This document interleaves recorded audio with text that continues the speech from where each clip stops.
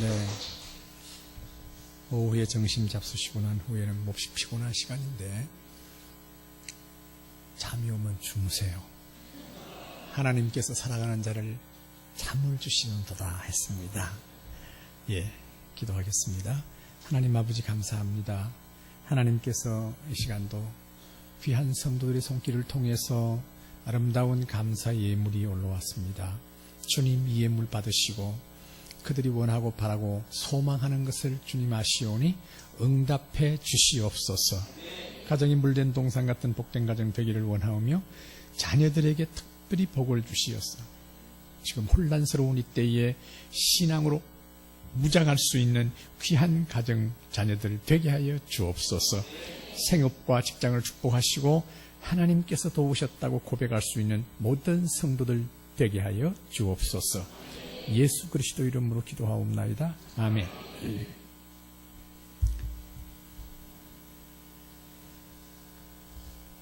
성령의 사람은 사실상 이 땅 위에 사는 동안에 가장 행복한 사람들이에요. 그런데 자신이 행복하다는 것을 모르고 사는 사람들이 있습니다.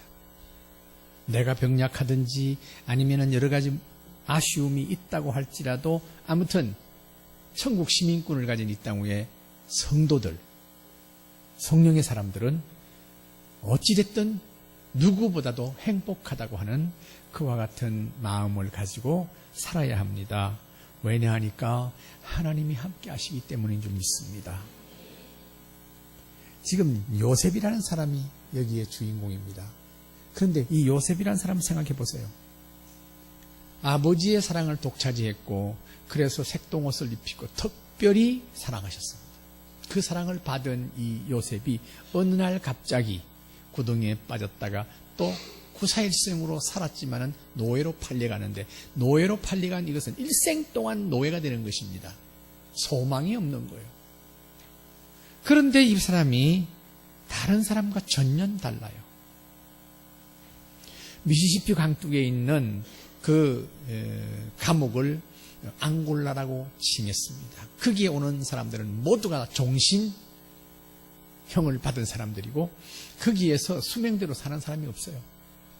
거의 다 그 안에서 치고받고 싸우는 통에 수많은 사람들이 살해를 당해서 그들은 미시시피 강둑에 묻혔습니다.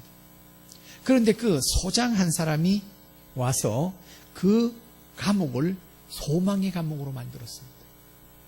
복음을 가지고 그들에게 접근했고 그들에게 인간 대우를 했고 그로 말미암아 이들은 서로 악을 가지고 싸우고 서로 부딪히기만 하면 사람을 죽이고 하던 그와 같은 감옥이 완전히 새롭게 되어서 미국에 있는 많은 감옥에서 탐방을 오고 어떻게 이럴 수가 있는가 하는 그와 같은 것이 되고 말았습니다.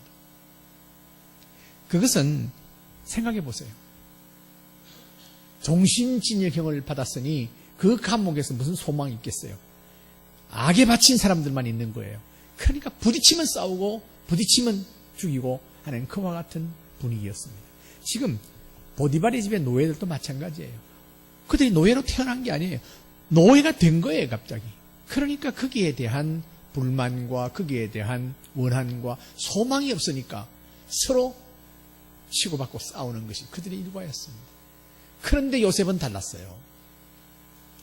보디발이 가만히 살펴보니까 딱 드러나는 사람이 한 사람이 있는데 이 사람한테는 분노도 없고 이 사람한테는 악도 없고 그저 주위에 있는 사람하고 싸우지도 아니하고 이 사람은 늘 평안하고 그렇게 그럴 수가 없는 거예요. 그러니까 보디발이 그 사람을 보면서 뭐라고 평가했느냐? 그 주인이 여호와께서 그와 함께 하심을 보며 또 여호와께서 그의 범사에 형통하게 하심을 보았더라. 그렇게 고백했습니다. 그가 누굽니까? 요셉이었습니다. 보디발은 하나님을 믿는 사람 아니었어요. 뭔가 다르다. 뭐가 다른가? 보니까 그는 하나님을 섬기는데 하나님과 함께 하는 것 같고 그리고 매사가 형통한 거예요. 그가 맡은 일은 다 멋있게 하는 거예요. 그래서 자기의 일과까지도 다 맡겼어요. 자, 여러분 보십시오. 우리가 세상을 살면서 믿지 않는 사람들 앞에 진짜 예수 믿는 사람이다. 저 사람은 다르다 하는 평가를 받기를 바랍니다. 부산에 불교 도시에서 광복동 남포동에 크리스마스 추리 축제가 한국에서 최초에 일어났습니다. 그게 성시화 본부에서 그 일을 시작했는데 참 놀라운 것은 그 사역을 맡게 된 사람이 누구냐? 장로 두 사람이었어요. 장로 두 사람이었어요. 한 사람은 피자집을 하는 장로님이고 하나는 돈가스집을 하는 장로님이었어요.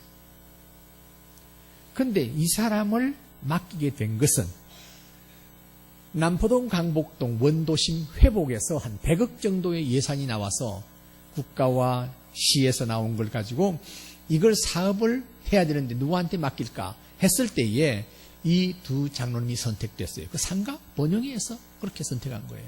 이유가 뭐냐? 이분들 둘 다 장로인데 장로라도 다르다. 이 사람들은 분명히 진짜 장로들이다. 그 사람한테 맡기자. 그 이유는 주일날 꼭 쉬는 것이었습니다. 피자집도 청소년들이 많이 옵니다. 3배나 장사 잘 되는 데인데 그들은 문을 딱 닫아요. 또 돈가스집도 마찬가지예요. 주일날 문을 닫는 거예요. 그것을 본 상가 범민의 상인들이 저 사람은 진짜 예수제이다. 저 사람한테 맡기면 절대 돈 떼먹지 않을 것이다. 역시 3년여 동안 공사를 하는데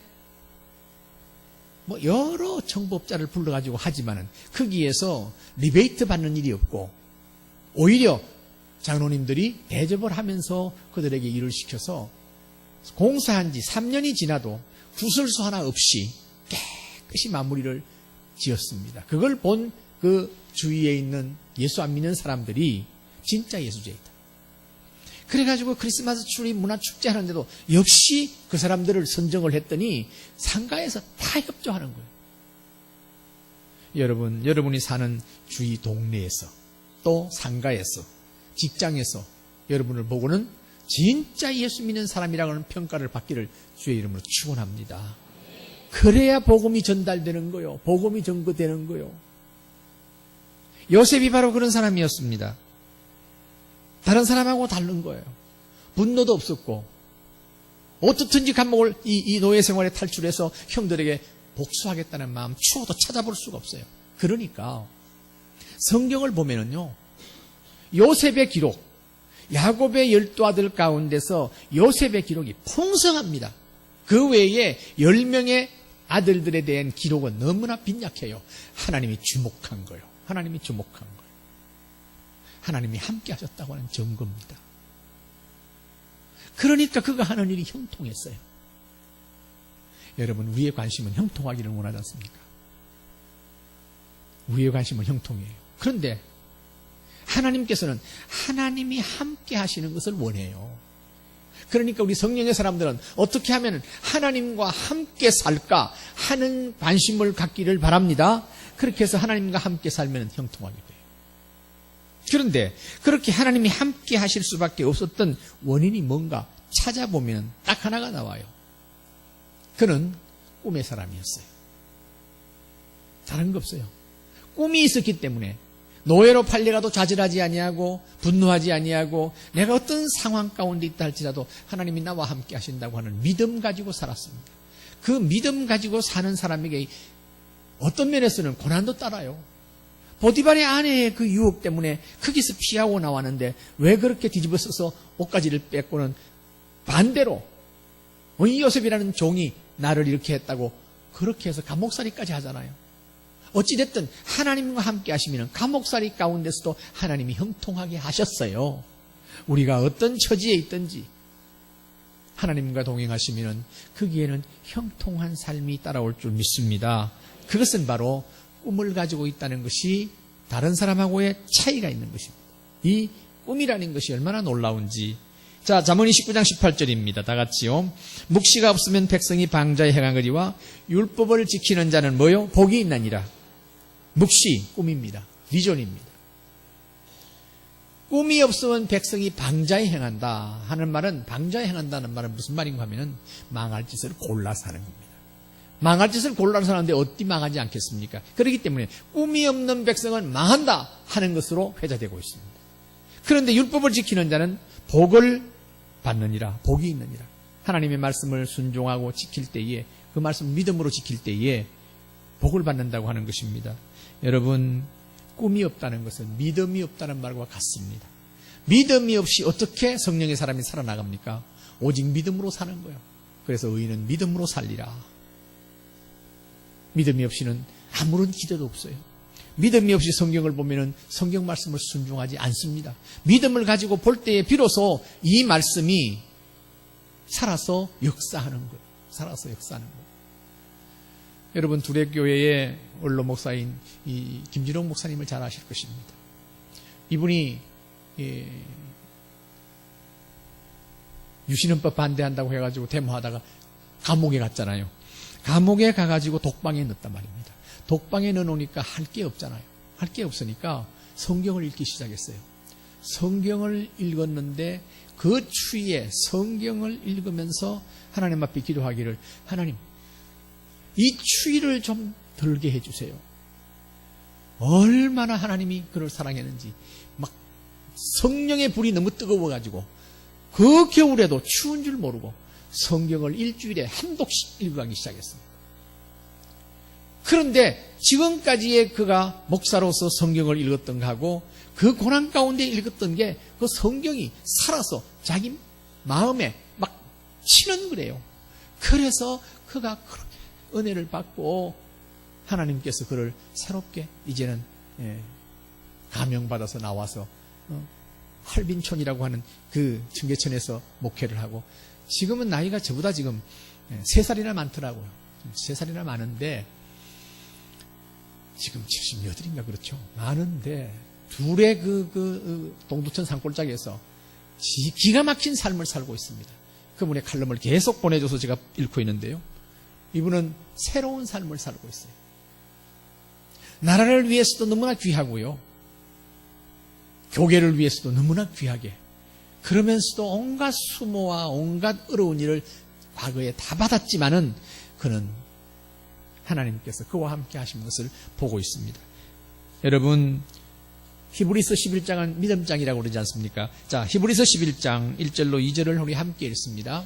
믿음은 바라는 것들의 실상이요 보이지 않는 것들의 증거니 선지들이 이로써 증거를 얻었느니라. 예, 믿음은 바라는 것들의 실상이요, 꿈은 바라는 것들의 실상이요. 우리가 세상적인 꿈을 말하는 것이 아니라 하나님께서 내게 주시는 꿈이 있어요. 하나님께서 주시는 꿈이에요. 그러니까 꿈은 바라는 것들의 실상이란 말이에요. 보이지 않는 하나님을 우리가 믿으면서 보이지 않는 하나님의 말씀을 통해서 꿈을 품고 우리가 바랄 때에 그 바라는 것이 현실로 열매를 맺는 것입니다. 여러분, 오늘 말씀, 마지막 말씀을 들으면서 여러분 다 꿈의 사람이 되길 원합니다. 하나님이 함께 하시는 꿈의 사람. 그래서 히브리서 11장 6절 우리가 잘 아는 말씀입니다. 다 같이요. 믿음이 없이는 하나님을 기쁘시게 하지 못하나니 하나님께 나아가는 자는 반드시 그가 계신 것과 또한 그가 자기를 찾는 자들에게 상 주시는 이심을 믿어야 할지니라. 믿음 없는 사람은 하나님 관심 없어요. 꿈이 없는 사람이 하나님이 관심이 없단 말이에요. 하나님의 관심은 하나님의 꿈을 갖는 사람입니다. 바로 믿음을 가진 사람입니다. 하나님에 대한 신뢰가 있는 거예요. 보이지 않는 하나님을 보이는 같이 믿으면서 그 말씀, 약속의 말씀을 내게 주시는 말씀으로 받는 거예요. 그렇게 믿고 신뢰하는 사람을 하나님께서는 그를 주목하고 그와 함께 하시는 거예요. 하나님이 함께 하신다. 두려울 것이 뭐가 있어요? 세상에 무서울 것이 없어요. 불황 무섭지 않습니다. 천재지변 무섭지 않습니다. 왜냐하니까 하나님이 함께 하시니까요. 아멘입니까 여러분? 그래서 사도행전 2장 17절은 이렇게 말합니다. 하나님이 말씀하시기를 말세에 내가 내 영으로 모든 육체에게 부어주리니, 다 같이요. 너희의 자녀들은 예언할 것이요 너희의 젊은이들은 환상을 보고 너희의 늙은이들은 꿈을 꾸리라. 자녀들이 예언한다는 것은 바로 예언된 이 하나님의 말씀을 읽고 묵상하고 암송하고 한다는 겁니다. 뭐 어린아이들이 무슨 이단이 말하듯이 무슨 내일 일, 모레 일, 내년의 일을 예언하는 그런 게 아니에요. 그리고 너희 젊은이들은 환상을 보고 젊은이들은 꿈을, 똑같은 말입니다. 비전을 본다는 말입니다. 그리고 늙은이들은 꿈을 꾼다. 그러니까 꿈은 어린아이로부터 시작해서 늙은이까지 꿈을 갖는 거예요. 꿈이 없는 백성은 망할 수밖에 없는데 그런 꿈이 없는 사람들은 기도를 계속 지속할 수가 없어요. 꿈이 없는 사람은 어떤 위기를 만나면 절망하고 좌절하고 심지어 스스로 자신의 목숨을 끊는 거예요. 그러나 꿈을 가졌기 때문에 노예 생활을 한다고 할지라도 내가 어떤 어려운 일에 처했다 할지라도 절대로 좌절하거나 절망하지 않는 것이 꿈의 사람, 믿음의 사람인 줄 믿습니다, 여러분. 그래서 자신을 향한 꿈을 가져야 됩니다. 내가 나이가 얼마가 됐든 꿈이 있어야 돼요. 저는 제 자신의 꿈이 있습니다. 제 꿈은 우리 한국교회, 세계에 흩어져 있는 디아스포라 교회, 세계교회가 목사님, 장로님들이 본질을 찾아서 양들을 위해서 목숨을 거는 삶을 살게 하는 것이에요. 대부분의 교회에서 분쟁이 일어나고 대부분의 교회에서 문제가 일어나는 건 목사, 장로의 문제예요. 왜 그런 줄 아세요? 본질에서 떠나 있기 때문에 사탄은 가지고 놀아요. 자, 동물의 왕국이라든지 이런 그 야생 동물에 대해서 우리가 영상을 보든지 하면은 초식 동물들이 그 대열 속에서 떨어지지 않냐고 함께 뭉쳐서 가면은요, 사자도 함부로 못 덤벼요. 그런데 꼭 당하는 저 동물들은 떨어져 있거나 혼자 있거나 이렇게 있을 때 꼭 맹수들이 흩어가지고 떨어져 나온 그런 동물들을 밥으로 삼는 거예요. 우리가 본질에 딱 충실하게 있으면은 사탄은 절대로 농락 못하게 되어 있어요. 목사, 장로의 본질은 양들을 위해서 목숨을 걸고 목양하는 거예요. 이걸 지금 모르고 있어요. 이게 문제예요. 그래서 저는 제 소원은 한국교회와 디아스포라 모든 이 세계교회, 개신교회가 목사와 장로의 본질을 회복해서 목양하는 교회로 될 때에 교인들도 행복하고 목사님, 장로님도 행복하고 모든 교회가 건강하게 자랄 때에 다시 부흥의 파도를 탈 수 있다고 하는 확신을 갖게 됩니다. 그렇게 지금 하고 있는 게, 제가 지금 현재 이 은퇴하고 2009년도부터 이 밖으로 컨퍼런스를 하고 있는데, 그 컨퍼런스를 하는데 지금 35차, 봄, 가을, 봄, 가을만 하는데도 35차에 이분의 가을에 합니다. 그래서 안수 집사가 피택을 딱 받으면은 여러 교회에서 먼저 이 컨퍼런스에 보내요. 대개다 장로님들, 훌륭한 장로님들 많이 계십니다만 그 가운데 꼭 하나님을 대신하고 문제를 일으키는 장로님들은 집사 때는 참 신앙이 좋았는데 장로 올라와가지고 완전히 파산하는 그런 장로님들이 많아요. 정치하고 뭐하고 그래가지고 목사하고 끊임없이 힘겨루기 하면서, 그러니까 어떤 교회는 장로가 딱 되면은 선배 장로가 그들을 교육을 뭐라고 하는가 하면은 장로님의 본질은 목사가 잘 가나 안 가나 감독하는 거래. 세상에 이런 게 어디 있어요. 그래서 컨퍼런스 와가지고는 장로와 본질이 뭐냐 하는 걸 알고는 회개했다고 그러잖아요. 교인들 앞에서. 그리고는 목양을 하는데 그 목양이 목사와 장로가 하나가 되는, 여러분 부모가 가정에서 날마다 싸우고 한다면 자녀들이 어떻게 건강하게 자랄 수 있나요? 모든 면에서 자녀들이 파산합니다. 가출까지 합니다. 똑같아요. 교회가 왜 성장하지 못하고 병드느냐? 목사, 장로님이 서로 사랑하고 서로 존중하고 하면서 살지 않기 때문이에요.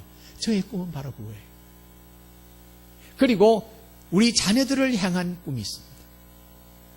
할아버지라고 한다면 아들뿐만 아니라 그 손자, 손녀를 향해서 꿈을 가지고 있어요. 그래, 그 꿈을 갖기 때문에 끊임없이 쉼없이 기도를 한단 말이에요.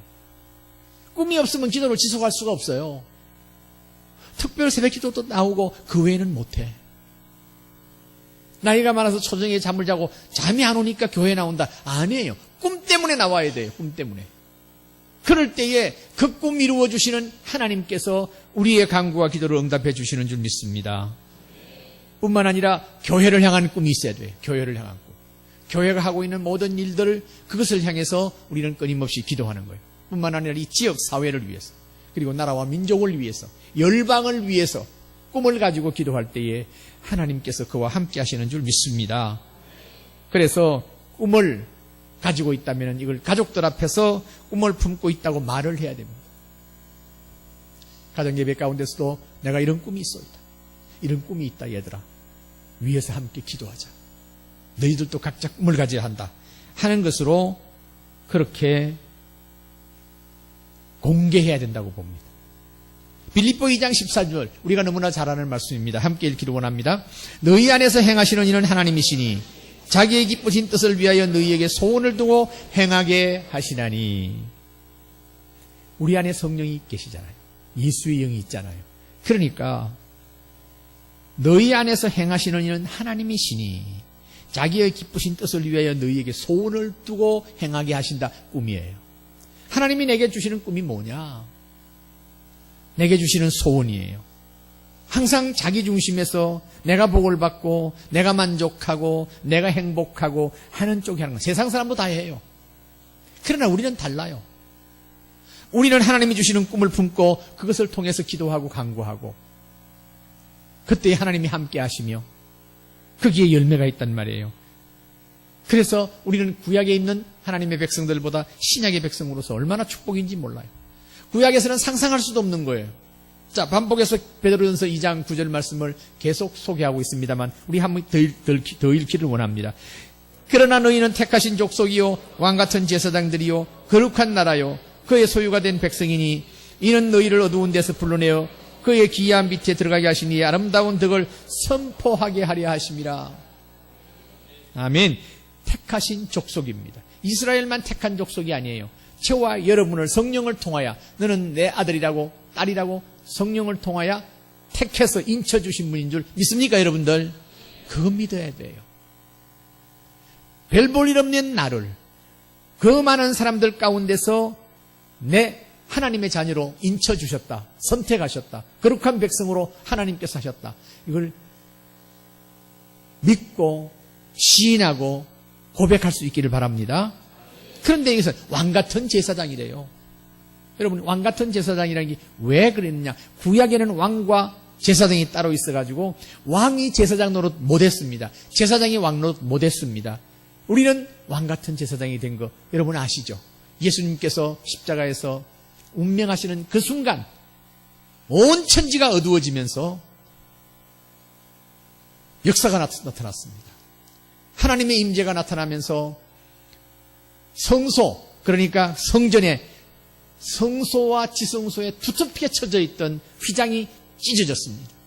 1년에 한 번씩만 들어갔던 제사장이 들어가서 하나님을 면담하는 임재한 자리에 이제는 그게 찢어졌으니까 예수의 보혈로 누구든지 들어갈 수가 있어요. 예수의 보혈에 힘입은 하나님의 백성들은, 구원받은 하나님의 자녀들은 하나님의 존전에 아버지하고 들어갈 수 있는 특권을 가졌어요. 할렐루야. 저와 여러분은 하나님의 존전에 아버지 하면서 들어갈 수 있는 특권을 갖게 됐어요. 이 얼마나 놀라운 거예요. 이 놀라운 은혜를 받은 우리들이 하나님이 우리에게 주신 꿈이 뭐냐? 하나님 우리에게 주시는 꿈이 뭐냐? 말씀을 읽어보면 내게 주시는 꿈이 계속 있어요. 내게 주시는 꿈이 있어요. 그 꿈을 놓고 하나님 앞에 간구하고 기도하는 거예요. 그 꿈이 있는 사람은요, 절망이라는 것이 없습니다. 낙심이라는 것이 없습니다. 우리가 이 보배를 진리그릇에 가졌으니 이는 심히 큰 능력은 하나님께 있고 우리에게 있지 아니함을 알게 하려 하신다. 그러면서 우리가 사방으로 우겨쌈을 당하여도 쌓이지 아니하며, 할렐루야, 사면초가가 돼도 절대로 쌓이지 않는다 그 말이에요. 답답한 일을 당하여도 낙심하지 아니하며 박해를 받아도 버림받지 아니하며 끄꾸러뜨림을 당해도 망하지 아니한다고 약속하셨어요. 믿습니까 여러분들? 그 말씀 주장하면서 하나님께서 나와 함께 하시는 놀라운 은혜를 여러분들이 믿고 그 꿈을 가지고 살아나가는 역사가 있기를 바랍니다. 그렇기 때문에 세상 사람하고 우리하고 자녀 교육하는 것이 달라요. 오늘날 보면 직분자의 자녀까지도 시험을 앞두면 학원에 보내지 교회 안 보내는 사람들이 있어요.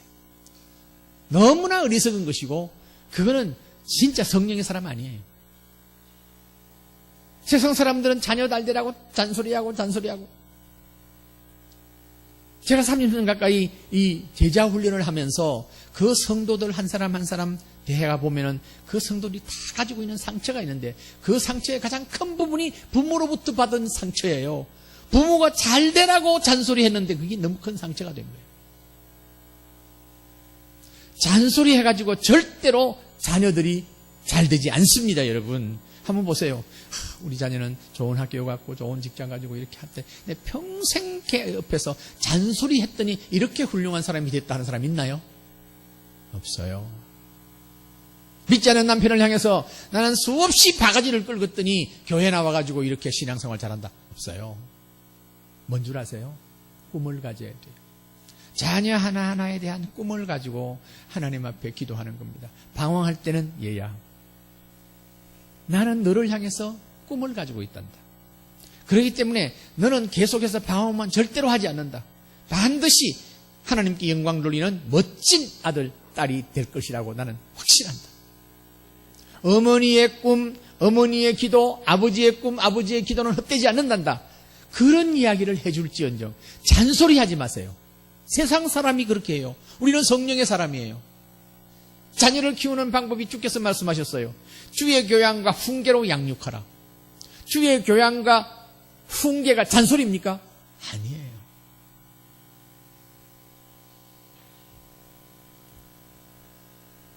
저희 3남매를 하나님께서 주셨다고 했지요.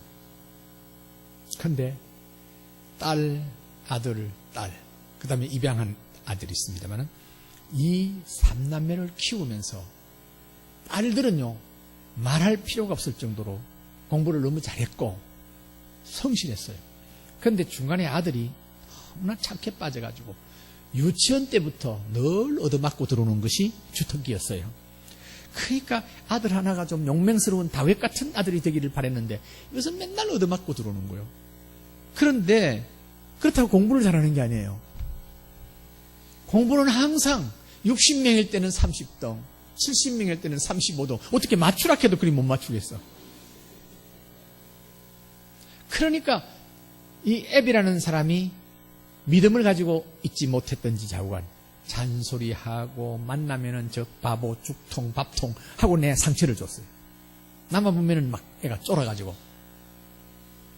그런데 이제 고등학교 1학년 마치고 2학년 들어갈 무렵에 학교에서 학부형을 보자고 그러더니 이 아이는 이대로 가면은 4년제 대학은 갈 곳이 없습니다. 그러니 특단의 조치를 하십시오. 그렇다고 해서 학원에 보내고 할 그런 입장도 못 됐고 학원에 보낸다고 해서 별 볼 일 없다고 저는 생각해서 제가 그냥 그래서 상처 주는 쪽으로만 나갔었지요. 그러다가 새벽 기도를 하는데 새벽에 하나님 앞에서 이 아이를 놓고 기도하고 하는데 하나님께서 저한테 얼마나 야단치고 책망을 하는지 마음 가운데, 야, 너 아들 하나 준 거 왜 그렇게 불만이 많냐? 내 아들이 어릴 때부터 자라면서 그래 용맹스러운 아들이 돼가지고 집사님 자녀들 패고 장로 자녀들 패면 너 목회하겠냐 네가? 맞는 말 아니에요? 목사 아들이 말이 집사 자녀들 패고 장로님 자녀들 패고 나오면 내 목회가 어떻게 되겠어? 맞는 이야기예요. 예, 맞습니다. 잘못했습니다. 착한 거 감사하지 못했고 그저 용맹스럽지 못하다고. 근데 공부를 못하잖아요. 그랬더니 그래 너희 교인 지금 수천 명인데 너희 교인들 자녀들이 공부 잘하는 부모들이 많냐, 공부 못하는 자녀를 데리고 있는 부모들이 많냐? 가만히 보니까, 생각해 보니까 공부 못하는 자녀를 둔 성도들이 훨씬 많은 거요. 너 그거 모르냐? 공부 못하는 부모들이 안 그래도 아이가 공부 못해서 상처인데 주위에 있는 성도들 공부 잘하는 사람만 있다 하면 주눅이 들어서 어떻게 살겠냐. 근데 목사 아들이 공부를 못하니까 얼마나 위로가 되겠냐. 다 맞는 이야기고 내 생각이 다 틀렸더라고요. 그래서 하나님 앞에 아주 회개했어요. 너무 잘못했다. 하나님 잘못했다. 건강 주신 거 감사하고 아들 주신 거 감사하고 이제는 절대 불만 갖지 않겠습니다 하고는 회개를 했어요. 근데 그 다음날 또 이제 새벽 기도에서 기도를 하는데 나한테만 회개하면 다냐? 그러면요, 네 아들한테도 회개해야지. 원 세상에 하나님 앞에 회개하는데 자식한테도 회개하래요. 그것이 하루 지나고 이틀 지나고 일주일 지나는데 제 기도가 안 되니까 이건 너무 답답한 거예요. 그래서 하루는 제가 우리 아들 좀 보자고 그랬어요. 좀 보자고 그랬더니 얘가 떨어가지고는 막 긴장을 해가지고, 긴장하지 마라. 그리고 문 닫으라 하니까 꿇어 앉아가지고는. 그래서 제가 새벽 기도 때 하나님과 더불어 책망받은 이야기를 간증을 하면서 내 너한테 분명히 선언한다. 앞으로는 통지표 내한테 가져올 필요 없고, 너 앞으로 절대로 성적에 대해서는 내가 왈가불가 하지 않겠다. 4년제 대학 못 가면 2년제 가면 되고, 2년제 못 가면 고등학교만 졸업해도 하나님이 함께 하시면 너는 가치 있고 보람되고 행복한 인생을 살 수 있다. 내가 외국에를 많이 다녀봤는데 대학 졸업 안 해도 하나님이 축복하시니까 너무너무 복되게 사는 사람 많이 있더라. 알겠나? 진짜요. 그래, 진짜다.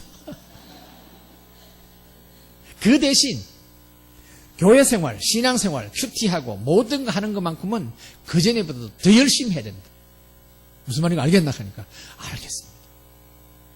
그때부터 제가 이게 풀어놨어요. 해방시켰어요. 성적표 관심 없었어요. 그래, 뭐 졸업하고 못 가면 고등학교 졸업해도 된다. 2년제 못 가면 고등학교 졸업하면 된다 하는 그런 생각으로 그 대신 신앙생활 철저히 하도록, 큐티라든지 모든 면에서 학교, 교회 전도사님과 목사님 이런 분들에게 아들 신앙생활 어떻게 하니까 캡입니다. 캡입니다. 왜냐하니까 공부는 제껴놓고 그것만 하라 하니까 할 수 있잖아요. 그지요?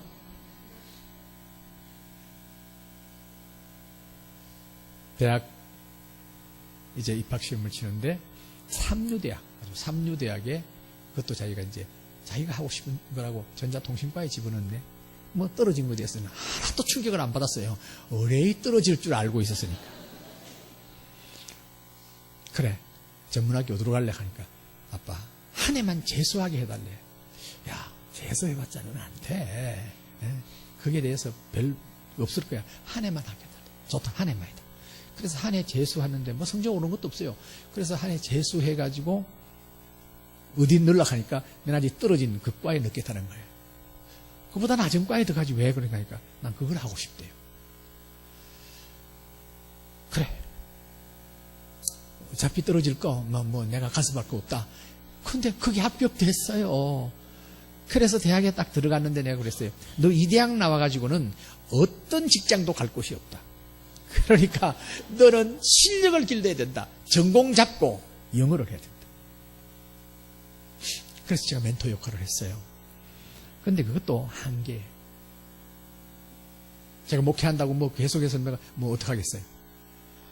그런데 제가 1년 동안 안식년을 하면서 이제 애들을 다 데리고 갔어요. 그때마다 그 막내부터 시작해서 다 대학생들이었어요. 미국 가가지고 미국에서 1년 동안 있으면서 그 애들을 어학연수를 시켰어요. 어학연수를 시켰는데 그 어릴수록 빨리 소화를 하더라고요.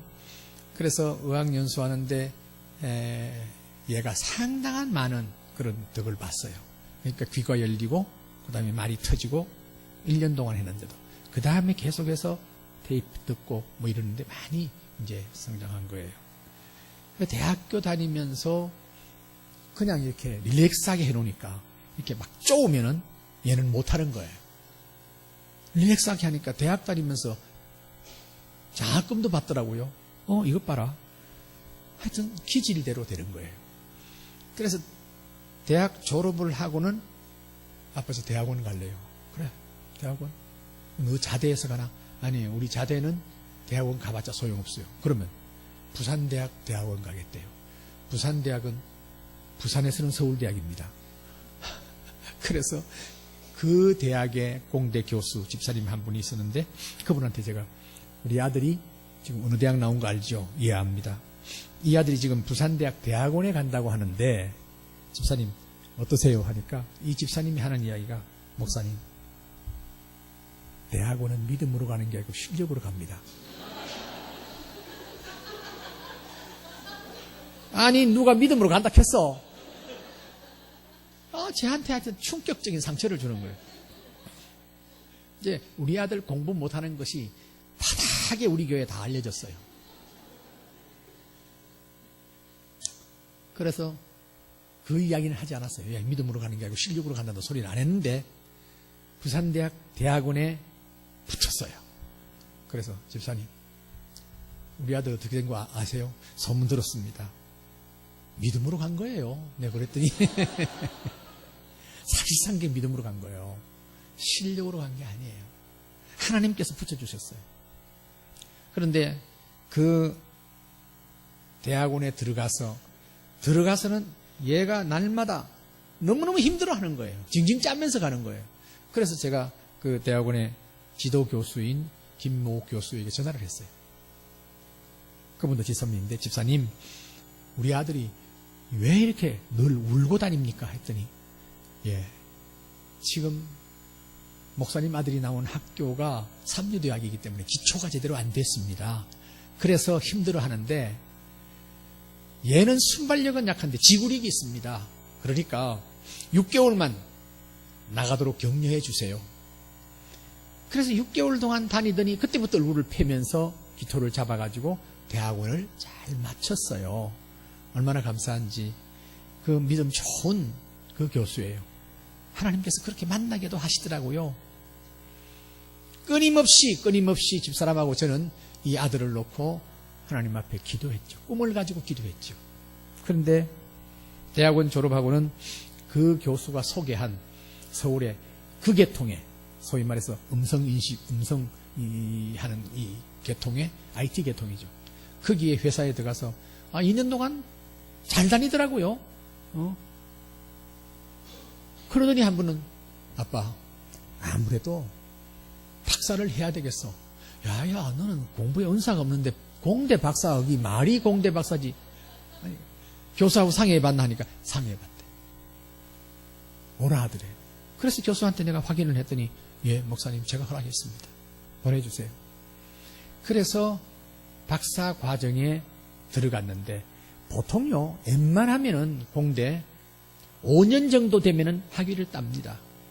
그런데 5년이 지나도, 6년이 지나도, 7년이 지나도, 그쯤 되니까 얘가 지금 상당히 당황하는 거예요. 그래서 사회로 나가서 무슨 장사를 해볼까, 뭐 하고, 미국에 갔다 오더니 뭘 해볼까, 뭘 하더니 가만히 뒀어요. 장사를 하든지 뭘 하면 미천이 있어야 될 거 아니에요. 근데 목사가 무슨 돈이 있어요? 지 빤히 아는 건데. 그러더니 8년 만에 드디어 학위를 받았어요. 제가 지금 아들 자랑하는 거 아닙니다. 하나님께서 그 소위 내가 늘 이 멍청아, 밥통아 이렇게 하던 아이를 하나님께서 인도하셨어요. 끊임없이 꿈을 가지고 기도했더니 그래서 학위를 따서 지금 대덕단지에 정말 괜찮은 회사입니다. 애틀이라고 하는 회사의 연구원으로, 그것도 정식 사원으로 지금 사역하고 있는데, 감사한 것은 그게 새로남 교회라는 교회, 그 교회에서 고등부 교사, 제자훈련, 사역훈련 마치고 순장 하면서 아주 열심히 하는데, 그 열심히 지금까지 신앙생활을 했던 그것이 사회생활에 얼마나 많은 스트레스가 있습니까만은 그것을 다 극복하고 너무너무 행복하게 직장생활하고 있는 거 있죠. 여러분, 그런데 우리 아들하고 아주 친구였던, 서울에서 초등학교 때부터 가까이 했던 친구 중에 장로 아들이 있어요. 얘는 그래서 서울에서 이류대학이라도 괜찮은 대학을 나와가지고 그가 미국 유학까지 해서 박사학위까지 받았는데 신앙 다 팔아먹었어요. 이놈은 결혼을 했는데 가정도 파괴되고 또 새로운 자매를 만나가지고 살고 있는데 교회 안 나와요. 여러분 잘 생각해 보십시오. 공부 몰아붙여가지고 공부는 제대로 했는데 신앙생활 버렸다. 끝장입니다. 여러분, 끝장입니다. 가장 불행한 일입니다. 믿는다고 하는 직분자 자녀들이 학원에 보내고 뭐 한다고 교회를 안 보내고 그래가지고 입학하고 나면은 대학 가고 나면은 그 다음에 학교 신앙 잡으면 되지 않느냐. 천만의 말씀이에요. 대학 가놓으면은 대학에 그 고등학교 때 붙었던 마귀보다도 대학에는 왕마귀가 그를 붙여가지고 쓰러지게 만듭니다. 감당이 안 돼요. 직장에는 더 하지요. 직장에 유혹이 얼마나 많습니까? 멍청이라고 밥통이라고 욕먹고 했지만은 하나님이 붙잡고 그를 인도하니까 그는 직장 생활에 어떤 난관과 어려움이 왜 없겠어요. 그런데 그 직장 후에서도 거뜬하게 건강하게 대처해 나가는 그 뭡니까? 믿음입니다. 꿈입니다, 여러분.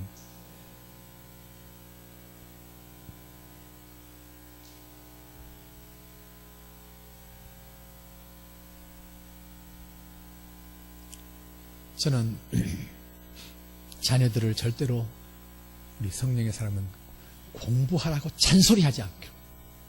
아멘입니까, 여러분? 여러분 자녀를 다 키웠겠습니다만은 또 손자 손녀를 향해서도 절대로 잔소리하지 말고 신앙생활 잘해야 한다고, 교회생활 충성하게 해야 한다고. 그럴 때에 하나님께서 그를 통해서 축복하시면 막을 자가 없습니다, 여러분. 그러나 그가 신앙생활에 실패하고 좋은 학교를 가고 했다 할지라도, 옛날에 그렇잖아요. 다 실력 있고 좋은 학생들이 서울대학에 갔습니다만 거기에서 좌파로 빠진 젊은이들이 얼마나 많은지 몰라요. 여러분, 우리는 하나님이 우리의 주인 되심을 믿고 하나님 중심에서 신앙생활 우선으로 하고 산다고 한다면은 하나님께서 축복하사 좋지 못한 대학을 나왔다 할지라도 하나님께서 복을 주시면 그런 멋진 인생을 살게 될 줄 믿습니다, 여러분. 그 믿음 가지고 자녀를 키우세요. 그 믿음 가지고. 예수 안 믿는 남편 때문에 아주 고통을 받던 한 자매가 늘 기도해달라고 그러고, 특히 장로님에게, 목양 장로님, 담당 장로님에게 기도해달라고 부탁을 했던 이 자매가 새벽 기도 갈 때마다 술에 골아 떨어져서 자고 있는 사람의 발끝을 잡고, 하나님께서 이 남편을 구원해달라고. 제가 날마다 꿈을 가지고 기도하는데 하나님 아버지, 이제 더 이상 더 연기하지 마시고 하나님 앞에 매 맞기 전에 하나님 앞에 돌아올 수 있도록 해달라고 새벽마다 나갈 때마다 발 붙잡고 기도했던 이 자매가 한날은 이 술이 먼저 깨가지고 부인이 발 잡고 기도하는 소리를 들었어요. 매 맞기 전에 돌아오게 해달라고 하나님. 그 소리에 깜짝 놀랐어요. 그래가지고 장로님 만나고 장로님이 기도해 주시고 해가지고 이 형제가 1년도 안 돼가지고 교회에 나와서 교회 나오는 첫 시간에 하나님께서 은혜를 주셨어요. 내가 죄인이라는 것을 깨닫고 눈물을 쏟으면서 시작해서 지금 얼마나 신앙생활을 잘하는지. 여러분, 바가지 끌어가지고 남편이 돌아오는 사람 없습니다. 기도입니다. 꿈을 가지고 기도하는 거예요. 꿈을 가지고. 꿈을 품은 사람은 기도하고 순종하고 충성합니다. 제가 지금 은퇴하고도 잊을 수 없는 그 자매는요, 젊었을 때 아들 둘 데리고 사는데 남편이 갑자기 세상을 떠나버렸어요. 그러니까 이거는 뭐 천청병력이죠. 그런데 이 자매가 붙들었던 말씀은 딱 하나였어요. 고린도서 10장 13절. 자, 몇 분이나 제가 인용했습니다. 다 같이요. 사람이 감당할 시험 밖에는 너희가 당한 것이 없나니 오직 하나님은 미쁘사 너희가 감당하지 못할 시험 당함을 허락지 아니하시고 시험 당할 쯤에 또한 피할 길을 내사 너희로 능히 감당하게 하시느니라. 이 두 아이를 내가 어떻게 먹여 살리며 어떻게 이 아이를 키울고 하는 그러한 마음에서 이 말씀을 붙잡은 거예요. 이 말씀을 붙잡고 계속해서 주장하면서 그는 하나님 앞에 꿈을 가지고 기도했어요. 그런데 이 다 이야기하려고 하면 시간이 없어요. 이 두 아이 키워가지고 믿음으로 다 결혼시키고 손자 손녀 보고 신앙생활 열심히 하는데 이분이 토요일 날 놀잖아요. 공공기관의 식당에서 일했는데 거기에서부터 토요일 날 쉬는 날 끊임없이 교회 봉사하고 제자훈련 사역훈련 받고 그리고 여기서 말하는 소위 사랑방이죠. 그런 데서 봉사하고 늘 그분 보면은 기뻐해요. 늘 그분 보면은 웃어요. 그리고 감사해요. 감사하고 기뻐할 일이 뭐가 있는데, 그 애들 키우면서 아주 힘들었을 텐데, 지금까지 애들 다 결혼시키는 데까지도 지금까지 그렇게 감사하고 기뻐하는 모습은 담임 목사가 볼 때에 지금 원로 목사 입장에서도 그렇게 행복한 거예요. 여러분, 우리가 세상을 사는데 이 세상은 만만치가 않습니다. 공중권세를 잡은 사탄하고 함께 우리는 살기 때문에 그들이 어떤 짓을 할지 몰라요. 특히 믿음 좋다고 하는 사람을 끌어들이려고 더 시험을 줄 수가 있어요. 그 교회 안에서 탁해선 목사와 장로예요. 그러니까 여러분들 목사님과 장로님을 위해서 기도 많이 해주시기를 바랍니다. 그러니까 하나님께서 정말 이 오늘이 소망교회 다니는 성도들은 하나님께서 축복하심으로 복을 안 받은 사람이 없다 하는 그런 소리를 듣기를 주의 이름으로 축원합니다. 여러분, 최이승 장로님이라고 여러분들 최근에는 많이 조창기도회라든지 등장합니다. 최이승 장로, 자, 저분입니다. 대익으로 회장 최이승 장로. 저분이 지금 77세인가 그럴 겁니다. 우리 시대에 살 때에 저분이 농고, 대천 농고 2학년 때에 하나님 앞에 꿈을 받고 하나님 앞에 기도하기 시작했어요. 뭐라고 했는가 하면은 농고, 그 당시 농고에서 뭐 큰 꿈을 갖겠어요. 그런데 큰 회사의 사장이 되게 해달라고. 또 하나는 박사학위를 가지고 대학 강단에 서게 해달라고. 그리고는 내 생애에 100개의 교회를 개척하게 해달라고. 이 세 가지 다 꿈 같은 이야기예요. 그런데 이 꿈을 품고는 그가 여전히 꾸짖거림없이 기도하고 새벽 기도하고 살았어요. 그런데 제가 책을, 그 사람이 쓴 책을 죽게 하듯 하라, 주와 함께 하라, 하늘 경영이라는 책을 제가 지금부터 한 5, 6년 전에 책을 읽었어요. 그 책을 보면서 그때에 이미 95개의 교회를 개척했고 박사학위를, 명예박사학위까지 3개를 가져서 초청받아서 대학에 강의를 했고 그 다음에 이 회사를 10개를 했더라고요. 그런데 회사를 하나씩 하면서 얼마나 고난이 많았는지, 비가 와가지고 온 기계가 다 비에 젖어가지고 못 쓰게 되고 불이 나고 별 시험을 당했겠지만은 그는 꿈을 포기하지 않고 하나님 앞에 기도했는데, 그때 제가 책을 읽었을 때 10개의 회사를 가졌어요. 지금은 12개의 회사예요. 그래서 이제 회장이 돼 있어요. 명절날, 추석, 또 설에 한국에 있을 수가 없었어요. 이분은 다 선교지에서 교회를 지었어요. 선교지에 간 거예요. 선교지에 가면서 죽을 뻔했던 그런 여러 가지 위험을 한 부분 겪은 게 아니었어요.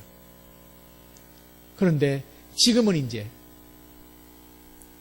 조창기도회 준비위원장, 조창기도회 회장 이런 걸 하면서 지금 저분이 드디어 교계에 등장하고 있더라고요. 저는 한 번도 만나보지는 못했어요. 책으로 접했어요. 농고에 다니면서 그런 꿈을 가졌는데 지금 여러분들 젊은이들 하나님 앞에 꿈을 가지세요. 록펠러를 바라보면서 꿈을 가질 수도 있고요. 정말 하나님 앞에 쓰임받은 수많은 사람들을 놓고 꿈을 가질 수도 있고요. 그 꿈을 놓고 꿈이 있기 때문에 계속해서 기도한다고 한다면은 지치지 않아요.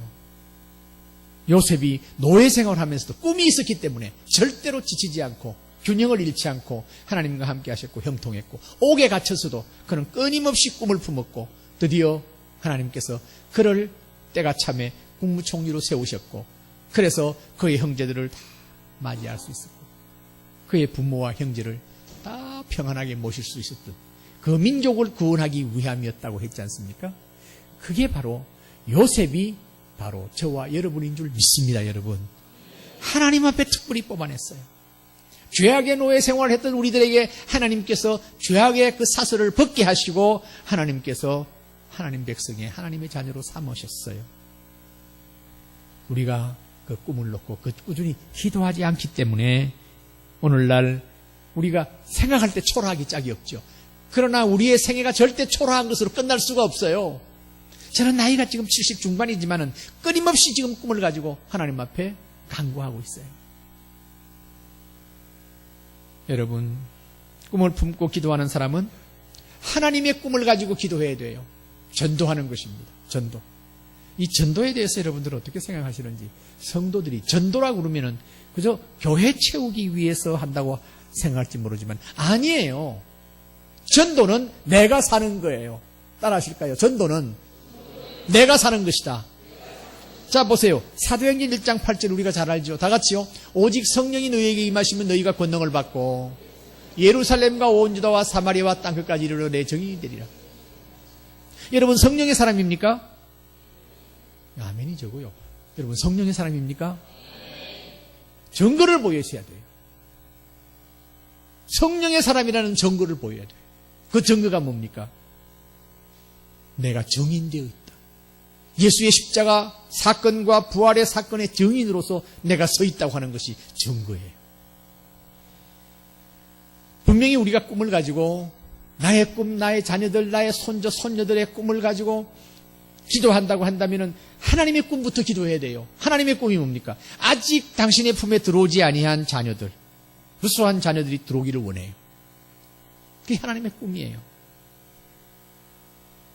그런데 우리를 왕같은 제사장으로 만드신 하나님께서는 마지막에 뭐라고 말했어요? 습니까? 이는 너희를 어두운 데서 불러내어 그의 기한 밑에 들어가게 하시니 아름다운 덕을 선포하게 하려 하십니다. 우리를 왕같은 제사장으로 만드신 그 하나님은 왜 그걸 만들었느냐?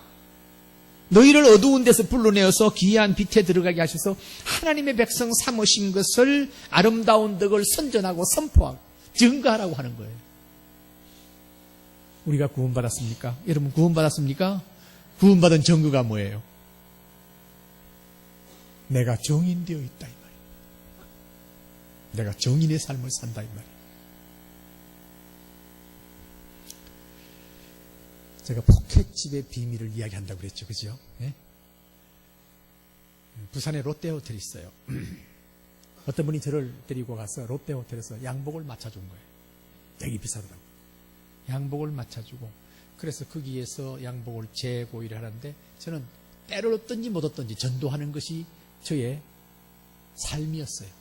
그래서 그 사장님 예수 믿습니까? 하니까 안 믿는데요. 그래서 그 사람 열심히 전도했어요. 열심히 전도했어요. 가봉하러 가서도 또 전도했어요. 복음을 전하고 예수 믿어야 된다. 뭘 믿고 사냐고. 앞으로 남은 생애가 얼마의 것이며 지금 지나온 생애보다도 훨씬 적게 남았다고. 그때 그분이 50대 중반이었어요. 그런데 양복을 다 가봉하고 다 맞춰가지고 이제 내가 바쁜 사람인 걸 아니까 가지고 왔어요. 저희 그 목회실에 가지고 왔어요. 가지고 왔는데 양복만 가져온 게 아니고 포켓집까지 가지고 왔어요.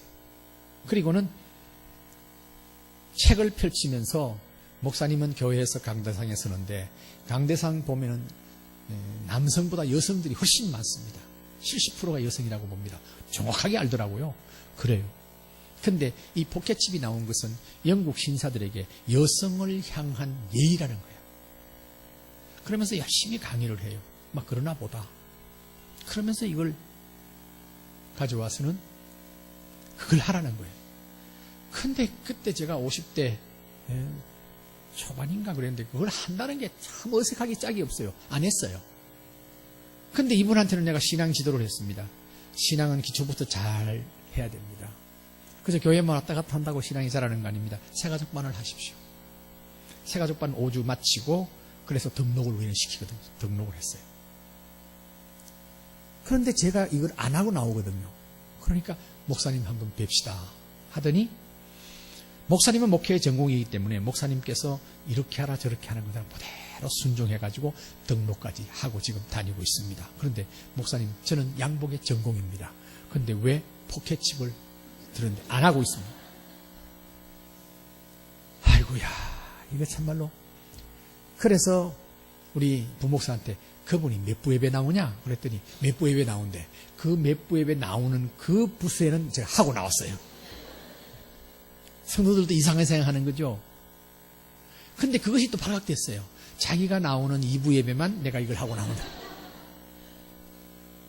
뭐라 그래? 목사님 그럴 수가 있습니까? 그럴 수가 있습니까? 그거는 목사님께서 계속 하셔야 됩니다. 그것이 예의고 그것이 도리입니다. 자기가 여러 회사에 가서도 하고 또 강의도 하고 그러는데 이걸 해야 됩니다. 그래가지고 그 사람을 실족하지 않게 하기 위해서 이제는 그분이 몇 부 예배 나오냐 묻지 않고 이걸 하고 나왔는데 얼마나 민망한지. 그런데 이것을 하기 시작하니까 그분은 이제 제가 은퇴했으니까 그분하고는 이제 거리가 멀어졌어요. 그죠? 그런데 한 번 하기 시작하니까 안 하면은 섭섭해. 그런데 이것은 이게 살 수 있는 게 아닙니다. 이것은 저희 집사람이 만들어요. 이 넥타이 이걸 잘라요. 뒤에 걸 잘라가지고 이것을 만들어요. 이렇게 만들어가지고 꼽는데 저희 집사람이 이것을 해줘요. 근데 이걸 안 하면 그렇게 서운해. 그래서 이걸 하고 있습니다. 복음을 전하는데 그 사람을 세우기 위해서 하게 된 것입니다. 여러분, 하나님의 꿈을 품고 기도하시기를 바랍니다. 제가 한 번은 서울에 있는 친구들이 부산에 내려온다고 전화가 왔어요. 그래서 나 지금 부곡에 금식 수련회 강의 가는데 부산에 오지 말고 부곡으로 오라. 부곡에 온천도 하고 좋다. 그래서 거기로 친구들 3시가 왔어요. 그래서 저하고 4시서 함께 탕 안에서 모욕을 하는데 우리 그 목회자들은 교제, 성도의 교제, 그것을 영어로 펠로십이라고 그러잖아요. 펠로십. 그런데 이것이 헬라어로는 코이노니아라고 그래요. 한번 따라해 보실래요? 코이노니아. 이것이 성도의 교제라는 말이에요. 그런데 목욕탕에서 교제하는 것을 우리가 뭐라고 만들어 놓은 거 하면 떼이노니아라고 만들었어요. 때를 밀면서 교제한다. 그래서 그렇게 하고 있는데 옆에 보니까 까까머리가 딱 있는 거예요. 빡빡 깎은 젊은이가 있는 거예요. 빡빡 깎은 젊은이는 2 종류가 있습니다. 조폭 아니면 중이에요. 근데 이 사람 눈꼬리 보니까 문신도 없고 이거는 중이에요. 보니까 분명히. 그런데 이제 힐끔힐끔 서로 보면서 하는 이야기가, 날 보고 하는 이야기가 목사님이세요? 그러니까 서로 김 목사, 이 목사, 최 목사니까 탕도 큰 것도 아니고 얼마든지 그렇소이다. 그랬더니 묻지도 않는데 우리 형님도 집사고 동생도 집사입니다. 근데 당신은 인연 따라서 중이 됐다는 거야. 속으로 무슨 말라 비틀어진 인연이냐. 너는 탕자다는 생각에서 그때부터 집중을 하고는 보시오. 선임, 형이 동생이 얼마나 위해서 기도하는 줄 아시오. 그러니까 이런 탕에서 이 목사를 만난다는 것, 이것도 인연이요. 그러니까 곱게 말로 할 때 돌아오시오. 얻어맞고 올래요? 말로 할 때 올래요? 하나님은 기다리다 안 되면 매를 들게 돼 있어. 그러니까 나가더라고요. 나간다고 그냥 둡니까? 제가 따라 일어났어요. 자, 뻘겋고 2 남자가 지금 현재 만나가지고는 계속해서 그랬죠. 선임이 예수 믿고 목사 된 사람이 한둘이 아니요. 그리고 당신 지금 성경적으로 말하면 탕자야. 빨리 돌아와야 돼. 그래서 하나님께서 매를 들면 무섭다 하는 것을 이야기하면서 동남아시아가 어떻고 북한이 어떻고 제가 다닌 이야기, 여러 가지 이야기를 했어요. 그러면서 하나님의 축복이 끊어지면 사람 사는 게 말이 아니라고. 불교인들 착해. 그건 나 인정해. 그런데 우상을 섬기기 때문에 절대 하나님의 축복을 받을 수가 없어. 그러면서 계속 하면서 제가 여기서 결심할 수 있겠어요? 어디? 오직 꿈에라도 맞고 들어올래, 곱게 말할 때 들어올래 하는 이 소리 때문에 교회로 들어오도록 그렇게 생각해서 했습니다. 왜냐하니까 때를 얻든지 못 얻든지 복음을 전하라고 그랬잖아요. 여러분들 복음 전할 때에 내가 그를 전도한다는 거 아닙니다. 나는 그 전할 뿐이고 성령이 그를 인도하실 줄 믿으시길 바랍니다. 그 믿음 가지고 전도해야 돼요. 한 번은 제가 아파트를 찾아갔는데 집에 들어가는 거예요. 집에 들어가는데 엘리베이터 타기 전에 문이 열리는 거거든. 칩을 갖다 대면 문이 열리잖아요. 그리고는 엘리베이터를 타잖아요. 안 돼, 이게. 그 이상하다. 아침까지 됐는데 왜 안 되지? 하는데 마침 애 둘이 데리고 있는 젊은 부부가 들어가더라고요. 어디 따라 들어갔죠. 엘리베이터를 딱 탔는데 이분이 목사님 안녕하세요 하고 인사를 하는 거예요. 자매가. 그래서 호산나 교인이세요 하니까 아니래. 어느 교인이요 하니까 교회 안 다닌대. 그럼 저를 어떻게 하냐 하니까 방송을 보고 어쩌고 그러냐고. 9층을 누르길래 1호예요 2호예요 1호래. 나는 13층에 산다고. 그래서 그 사람들 가고 13층에 가서 갖다 대니까 안 돼요. 그래서 내려와서 보니까 우리 집은 120동인데 119동에서 왔다 갔다 한 거야. 아이 세상에. 그때는 70이 덜 됐습니다. 그때는 68인가 그랬는데 70도 안 돼가지고 이게 내가 이 집도 못 차려다가는 멍청이가 됐나 하는 자괴감이 생기다가 아차 901호 901호를 전도하기 위해서 하나님께서 나를 멍청하게 만드셨구나. 그래서 사무실에 와서 쳤지요. 119동에 호산나 교회가 4가정이 있더라고요. 4가정이. 그래서 그 중에서 나이 가만히 계산해가지고 3층 2호가 있는 사람한테 내가 전화를 했더니 원로 목사님 웬일이세요?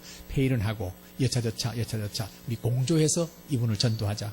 그때가 7월 초였어요. 7월 초 8월 한 달 9월 초에 그 애들 둘까지 전부가 다 등록했습니다. 그동안까지 사무실에 불러서 차도 대접하고 책도 선물하고 또 그 부인이 또 초청해서 차도 대접하고 서로 주거니 받거니 하면서 교제를 해가지고 그분이 인도해서 제가 그 후에 3년 내지 4년까지 화기를 했더니 새가족반 마치고 제자훈련까지 들어가서 열심히 신앙생활 한다고. 하나님께서는요, 우연이 없어요. 때로는 멍청한 짓을 하도록 해서 그를 전도하게 하시는 하나님. 할렐루야. 그래도 그런 열매를 맺게 하시는 하나님 얼마나 감사한지 몰라요. 저는 이런 이야기를 한다면 한이 없어요. 택시를 탑니다.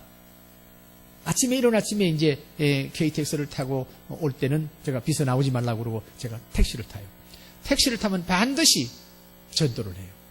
그런데 택시 기사들 보면 다들요, 거의 90%가 60대 이상 70대예요. 그전에는 젊었을 때 전도하면 덤비는 사람이 있습니다. 예수만 단약하고 하는데 지금 나이가 드니까 덤비는 사람이 없어. 내 올해 나이가 얼마요? 그리고 내가 한평생 신앙생활 한 데 중에서 가장 축복이, 살아온 데 중에서 가장 축복이 예수 믿은 거요. 내가 지금 이제 호산나 교회 압닉한 부산에서 모르는 사람이 없어요. 택시기사들이. 네, 호산나 교회 한평생 목회하고 지금 원로 목사 오시다. 이른 아침에 원로 목사가 전도하는 거 봤습니까? 예수 믿습니까? 예수 믿으세요. 뭘 믿고 사느냐고. 자녀들이 맺지작하면 자라가요. 자녀들을 위해서 부모가 할 수 있는 일, 돈 주는 거 이제 못 하잖아요. 나이가 많으니까. 그들을 위해서 축복하고 기도하는 거예요. 덤비는 사람이 없어. 얼마나 감사한지 몰라요. 그래서 하겐노라고. 친구 중에 예수 믿는 사람 있습니까? 친구 중에 장로도 있고 그분하고 같이 그 교회 나가시고. 여러분, 심지어는 법당 보살의 며느리까지도 전도를 하니까 성령 하나님께서 믿도록 하시더라고요. 그래서 결심하기로 한 뒤에 내가 걱정이 돼가지고 시어머니가 가만히 있겠습니까? 이제는 뭐 시어머니도 저 하는 대로 봅니다. 아니, 법당 보살의 며느리라면서 법당 보살의 며느리라도 저는 예수 믿겠습니다. 할렐루야. 이 성령이 하시는 거 아닙니까, 여러분?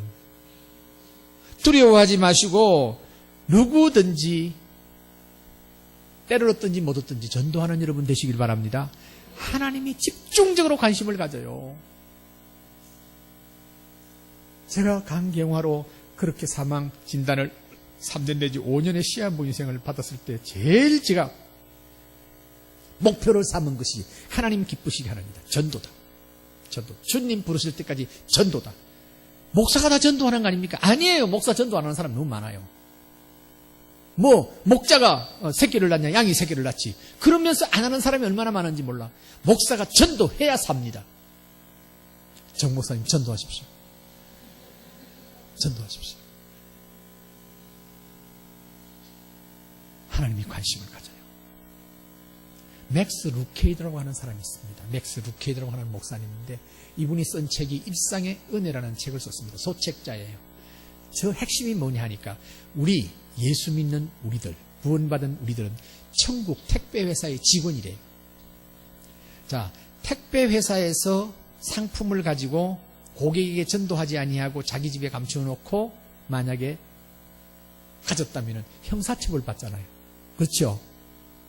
그런데 바울은 이렇게 말했습니다. 고린도전서 9장 16절 다 같이요. 고린도전서 9장 16절 내가 복음을 전할지라도 자랑할 것이 없으면 내가 부덕불할 일임이라. 만일 복음을 전하지 아니하면 내게 화가 있을 것이미로다. 왜냐? 우리는 값없이 우리에게 영생을 주셨어요. 그래서 우리가 무슨 돌을 닦고 참선을 하고 고행을 해서 우리가 영생을 받고 구원받은 게 아니에요. 값없이 받았어요. 아멘입니까, 여러분? 믿음으로 받았어요. 그 준 이유는 이것을 또 공짜로 나누라고 하는 거예요. 이걸 하지 아니하면은 바울이 말한 대로 부득불한단 말이에요. 부득불한다면 억지로라도 한단 말이에요. 안 하면은 화가 미치기 때문에. 얼마나 많은 그리스도인들이 전도하지 않기 때문에 화를 받아가지고 고통을 겪고 고난을 겪는 사람이 많습니다. 여러분, 그런 사람이 아무도 없기를 바랍니다. 아멘이죠? 전도는 다시 말합니다. 내가 사는 거예요. 내가 사는 거예요.